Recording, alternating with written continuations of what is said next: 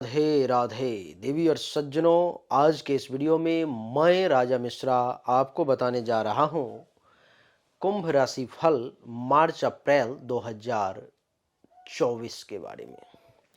कुंभ राशि वालों के लिए हमारा ये मार्च का महीना, अप्रैल का महीना आखिर कैसा रहेगा, किस मामले में बढ़िया रहेगा, किस मामले में खराब रहेगा, इसी विषय पर आज के इस वीडियो में हमारी चर्चा होगी।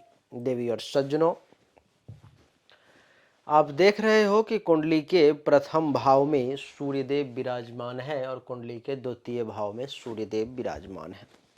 इसका अर्थ आप ये समझो कि कुंडली के प्रथम भाव में सूर्यदेव जो यहाँ पर विराजमान है, ये 15 मार्च तक कुंडली के प्रथम भाव में रहेंगे। और जब द्वितीय भाव में आप देख रहे हो तो इसका अर्थ ये है कि 15 मार्च से लेकर के 15 अप्रैल तक ये कुंडली के द्वितीय भाव में मीन राशि में विराजमान रहेंगे। इन सब का आपके ऊपर में क्या प्रभाव पड़ेगा, बड़ा संक्षिप्त में और बहुत कम समय में जानने का हम लोग प्रयास करेंगे। देवी और सज्जनों, कुंडली के प्रथम भाव में सूर्य के बैठने के कारण महर्षि कहते हैं कि कुंभ राशि वाले जातक इस समय में 15 मार्च तक स्वाभिमानी बने रहेंगे। इनके स्वाभिमान की चर्चा हर जगह आपको देखने को मिलेगी। इनके बारे में एक अलग ही अंदाज, एक अलग ही नेम, एक अलग ही फेम, एक अलग ही सारी चीज़ें जो है सो देखने को मिले। किसी के दबाने से दबने का ये प्रयास जो है सो नहीं करेंगे। कोई कितना भी दबाने का प्रयास करे, ये दबेंगे नहीं।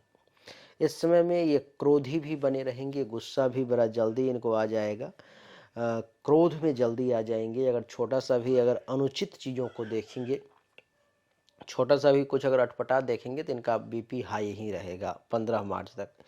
पित्त और वात के कुछ रोग जो हैं सो इनको परेशान करने का प्रयास कर सकते हैं 15 मार्च तक। और 15 मार्च तक स्वभाव भी थोड़ा चंचल रहेगा। 15 मार्च तक जो है हो सकता है तो अपने शहर, अपने गांव को छोड़ करके कहीं दूसरी जगह भी कुछ समय के लिए रहने के लिए अथवा परमानेंट रहने के लिए ये जा सकते हैं। देवी और सज्जनों, 15 मार्च तक प्रथम भाव में बैठने का कारण हो सकता है शरीर थोड़ा सा आपका जो है रंग इस समय में डाउन हो जाए, लेकिन नाक, कपाल, ये सब चेहरा जो है देखने का जो बोल्डनेस है वो बड़ा सुंदर और अच्छा दिखेगा। आप एक शूरवीर प्रकृति के व्यक्ति बने रहेंगे। शूरवीर का अर्थ है कि किसी से न डरने वाला, अगर किसी से लड़ना भी है तो लड़ने से पीछे ना हटने वाला।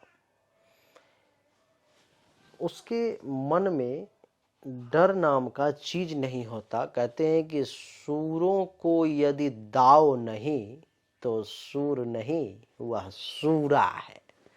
इसलिए ऐसे में आप सूरवीर बने रहेंगे, आपके पास दाव पेच सब कुछ रहेगा। और आप 15 मार्च तक जो है संपत्ति की प्राप्ति भी करेंगे, लेकिन वो संपत्ति अस्थिर संपत्ति होगी। उस संपत्ति को अगर आप चाहेंगे कि लंबे समय तक चलाना तो वो लंबे समय तक नहीं चलेगा, आने जाने वाला ये पैसा होगा। एवं हो सकता है थोड़ा सा बाल आपके झड़ सकते हैं, इस समय केस आपका थोड़ा सा कम हो सकता है।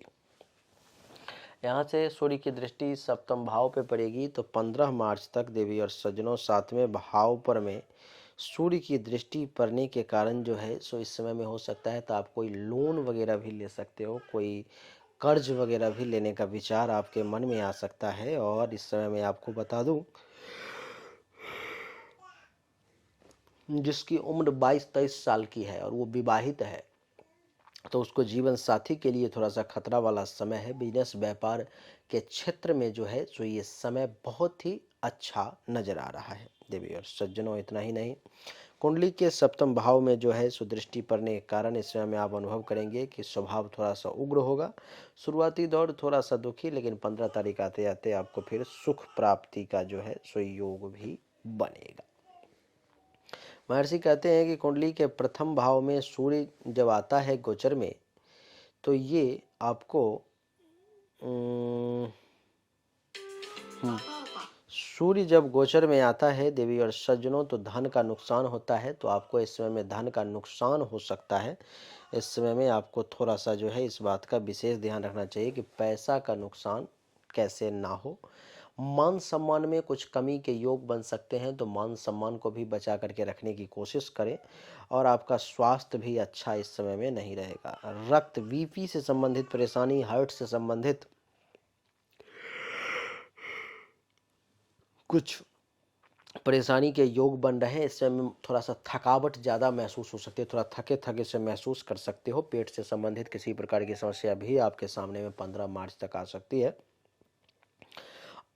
आंख से संबंधित कष्ट और कार्य में डिले होता हुआ आपको महसूस होगा कि जो आज होना चाहिए था वो कल हो रहा है, कल होना चाहिए था वो परसों हो रहा है, यानी कि विलंब, एक्सटेंड होता हुआ काम जो है सो चला जाएगा इस समय में। इस समय में आप ये भी अनुभव करेंगे कि 15 मार्च तक भोजन जो समय पर मिलना चाहिए बहुत आसान है, लेकिन मिल नहीं पा रहा है समय पर। मनपसंद भोजन नहीं मिल पा रहा, बिना मतलब का भटकना पड़ रहा है, घूमना पड़ रहा है, जिससे कोई फायदा नहीं हो रहा, जिसके कारण से परिवार से दूर भी रहना पड़ सकता है। सगे संबंधियों, मित्रों और सज्जन व्यक्ति के द्वारा जो है आपको लड़ाई झगड़ा, मानसिक तनाव की स्थिति जो है सो सामने आ सकती है, और जिसके कारण से आप थोड़े से डिस्टर्ब भी, मानसिक व्यथा के शिकार भी जो है सो आप बन सकते हैं। तो सूर्य का प्रथम भाव में बैठना कुछ मामलों में बढ़िया, तो कुछ मामलों में आपके लिए खराब भी है। सूर्य जब कुंडली के द्वितीय भाव में 15 मार्च से लेकर के 15 अप्रैल तक रहेंगे, तो द्वितीय भाव में जब देवी और सज्जनों सूर्य देव आते हैं तो क्या होता है उसको जरा समझने का प्रयास करें। द्वितीय भाव में सूर्य के आने के कारण इस समय में आपको मुख से संबंधित, मुंह से संबंधित, चेहरे से संबंधित किसी भी प्रकार की परेशानी आपको परेशान कर सकती है। आपको ऐसा महसूस हो सकता है कि दांत में दर्द हो रहा है, मुंह में कुछ परेशानी आ रही है, चेहरा में कुछ दाग धब्बा आ गया, कुछ भी आपको ऐसा अपने आप जो है सो फील होता हुआ महसूस होगा। आप ये देखेंगे कि संपत्ति का सुख भी जो है सो इस समय आपको खूब मिलेगा। आप संपत्तिवान बनेंगे। आपके पास में जो है सो कहीं न कहीं से पैसा आने का योग है। आपके पास में जो है सो पैसा निश्चित तौर पर में आएगा। और क्या आएगा, तो आपको इस समय में भाग्य का भी साथ मिलेगा। भाग्य भरोसे भी जो है सो आपके काम होते हुए नजर आएंगे। भाग्य भरोसे भी ज़्यादा से ज़्यादा काम होगा, और लड़ाई झगड़ा की स्थिति भी सामने आ सकती है। इस समय में किसी न किसी व्यक्ति से आपका लड़ाई झगड़ा हो सकता है। आंख से संबंधित और दांत से संबंधित, और हाँ, आंख और दांत से संबंधित किसी प्रकार की समस्या आपके सामने में भी आ सकती है। और आप देखेंगे कि इस समय में आप अपने जीवन साथी के कारण किसी दूसरे व्यक्ति से लड़ाई झगड़ा की स्थिति भी उत्पन्न कर सकते हैं।